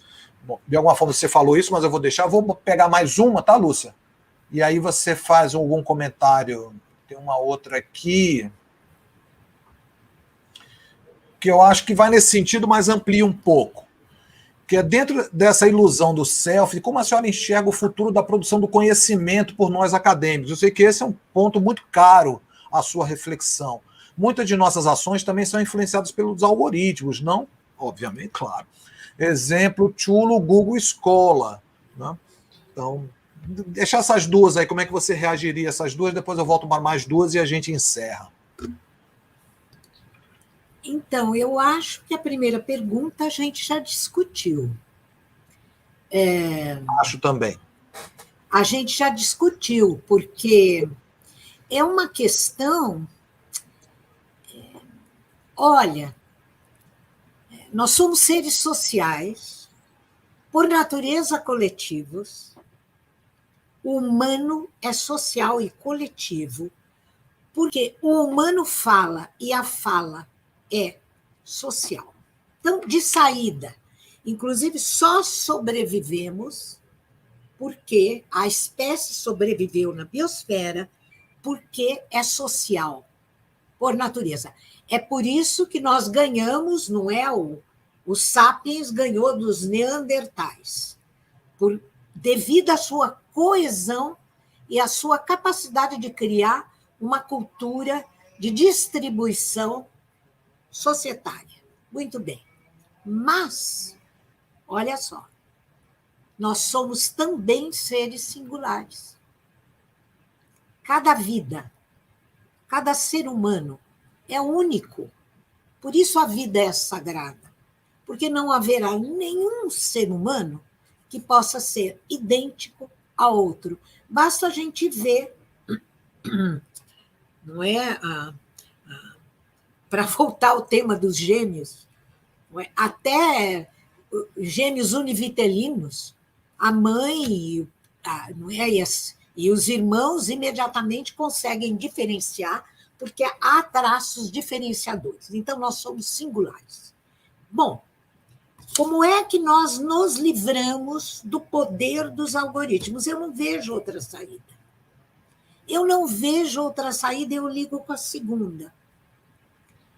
Eu ando na minha vida agora fazendo a apologia do conhecimento, porque eu não posso mais acreditar em outra coisa.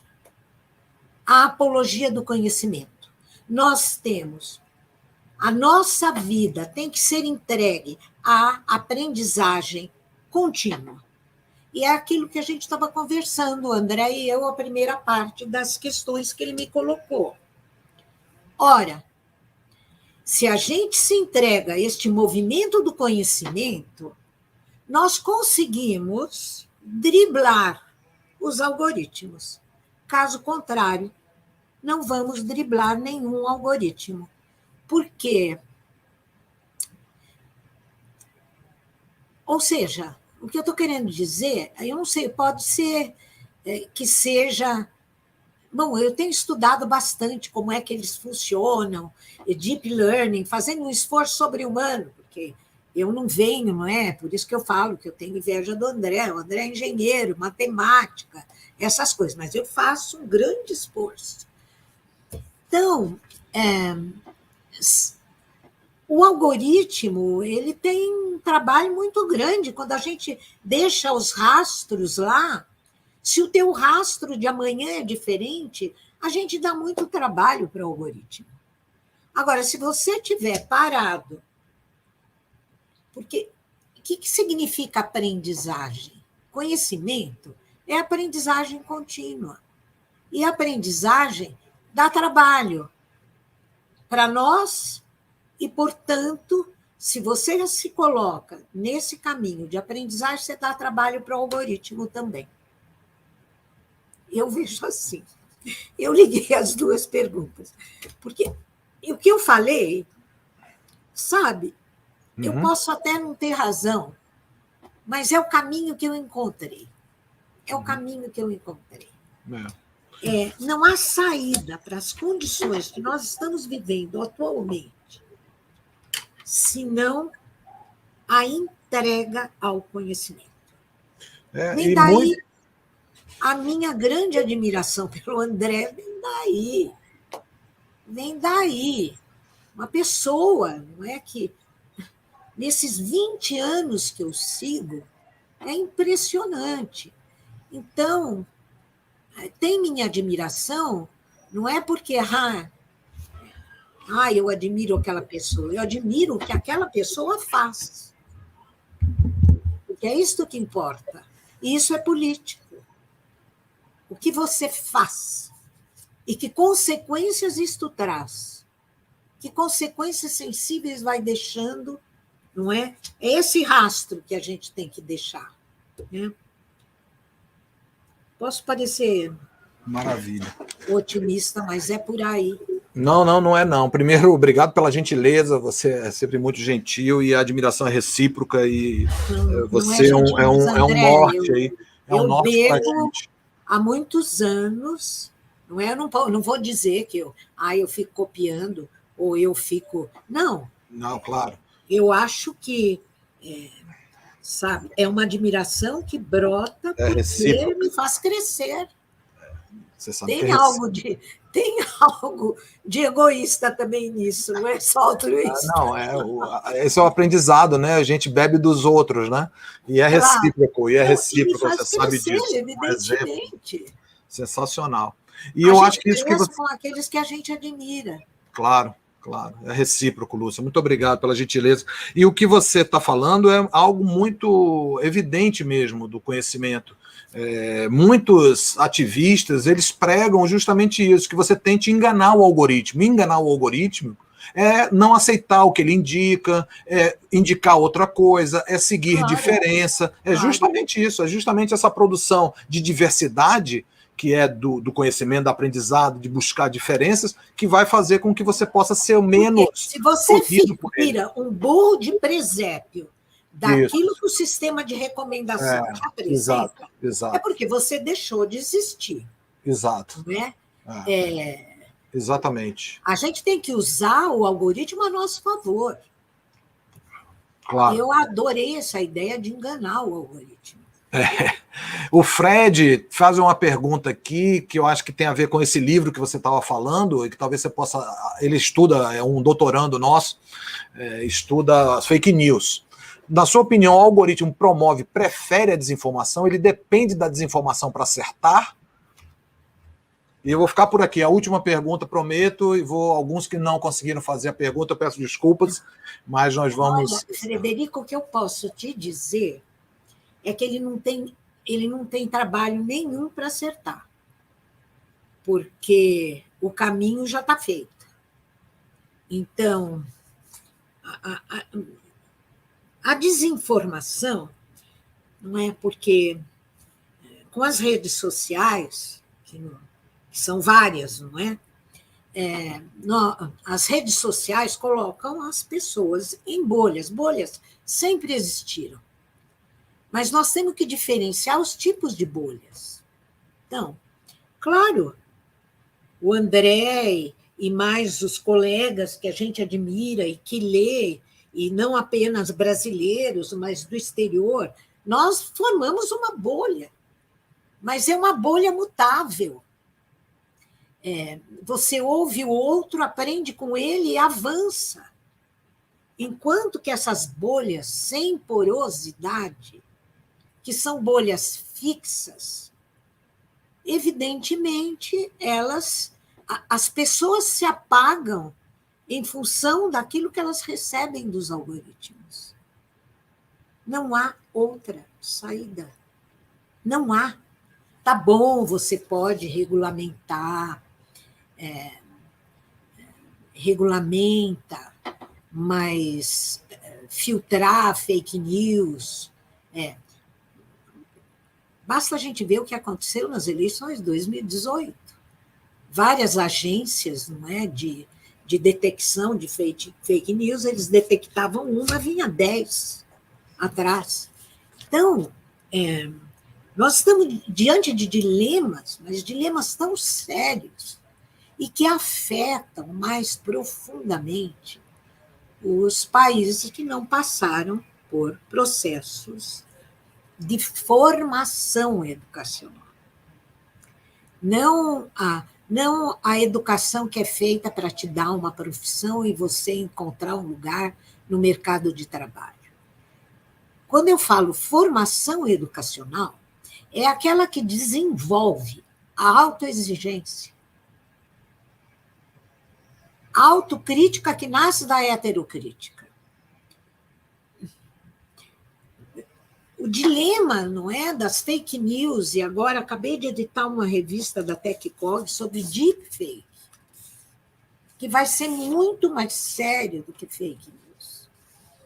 Porque, de acordo com a percepção e o funcionamento da percepção humana, nós não podemos duvidar dos julgamentos de percepção que nós temos. Eles são indubitáveis, não que eles não possam ser corrigidos, mas imediatamente são indubitáveis. Como é que nós podemos lidar contra isso? O desenvolvimento da suspeita. Mas a suspeita, ela nasce na medida mesma em que a pessoa está aberta a ouvir o outro, a dialogar com o outro, a fazer sua autocrítica a partir da heterocrítica, da curiosidade que o outro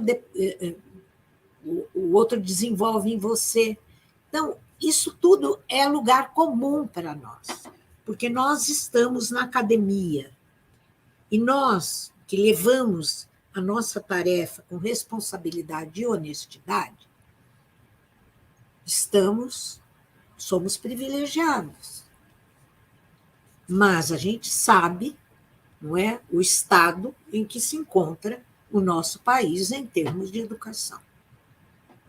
É doloroso, porque não há outro caminho. Eu não vejo. Conhecimento, formação educacional é o único filtro. Senão a gente vai ficar brigando com os algoritmos, xingando os algoritmos, né? Em vez de tirar proveito daquilo que eles podem trazer para nós. É isso. Muito bem. Muito obrigado, Lúcia. Obrigado a todos mais uma vez por participarem, por estarem aqui conosco. Queria mais uma vez agradecer a professora Lúcia Santaella. Foi uma aula, na realidade, muito alimento aí para a nossa reflexão. Esperamos que a gente possa continuar essa conversa. Tenho certeza que vamos continuar muito essa conversa nos próximos meses. Obrigada, André. Muito obrigado mais uma vez, Lúcia. Estou te esperando com essa tua pesquisa nova aí. Legal. Muito prometedora. Muito obrigado. Então, mais uma vez, obrigado a todos. Beijo, se cuidem. Obrigada. Tchau. Obrigado, Lúcia. Obrigada. Tchau. Beijo.